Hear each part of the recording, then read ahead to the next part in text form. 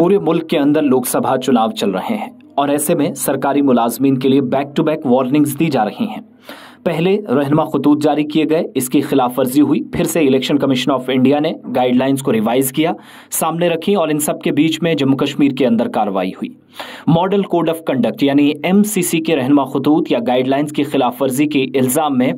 कार्रवाई जम्मू कश्मीर के वस्ती जिला गांदरबल के अंदर हुई, जहां पर एक सरकारी मुलाजिम की नौकरी खत्म कर दी गई। सरकारी मुलाजिम को नौकरी से फारिग उस वक्त करना पड़ा जब उसके खिलाफ मुतअद्दिद शिकायत मुतलका महकमे के दफ्तर में थीं।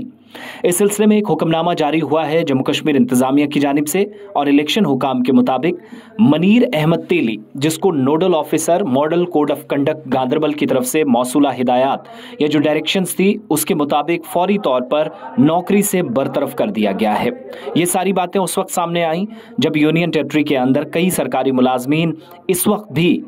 सियासी रैलियों का हिस्सा बन रहे हैं। शिकायत मौसूल हो रही हैं और बटपुरा सफापुरा गांदरबल का रिहायशी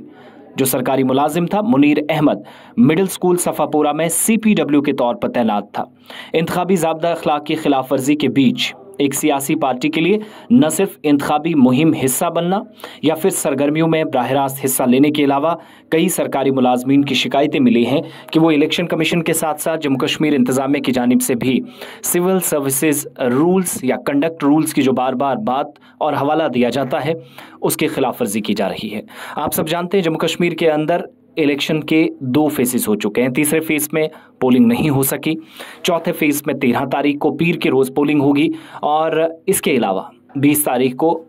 शुमाली कश्मीर में बारामूला के साथ साथ मरकज के ज़ेर इंतज़ाम लद्दाख में पोलिंग होगी और अनंतनाग राजौरी पार्लिमानी नशिस्त पर 26 तारीख को वोटिंग होगी। उससे पहले कई एक जगहों पर सरकारी मुलाजमीन की इस वक्त नौकरियां जाने के खतरे हैं, जहां पर उन्होंने किसी सियासी रैली में शिरकत की है और मुतलका महकमे के ज़राए ने इस बात की तस्दीक की है कि कई लोग इस वक्त भी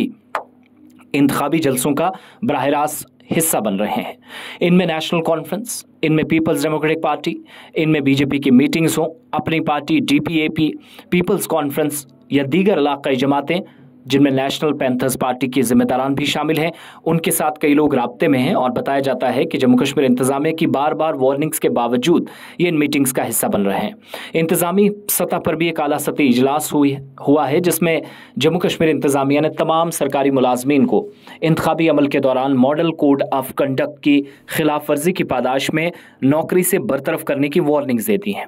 ये सीधे तौर पर वायलेशंस मानी जाती हैं और इसलिए नोटिस भी सर्व किया जाता है और इस तरीके से अब इंतजामिया की जानिब से ये कार्रवाई उस वक्त अमल में लाई गई जब एक मुलाजिम के तहकीकात के दौरान शवाहिद भी मिले थे। तो पॉलिसी वायलेशन जहां पर भी होगी वहां वार्निंग्स दी जा रही हैं और जम्मू कश्मीर सरकार ने क्लियर डायरेक्शंस अपने तमाम सरकारी महकमों और मुलाजमीन को दे दिए हैं, क्योंकि इंतखाबी इलेक्शन कमीशन जिसको आप कहते हैं या इंतखाबी कमीशन हुकाम की जानिब से मुलाजमीन को वार्निंग देने के पीछे की असल जो वजूहात हैं वो इंतखाबी सरगर्मियाँ और मॉडल कोड ऑफ कंडक्ट है।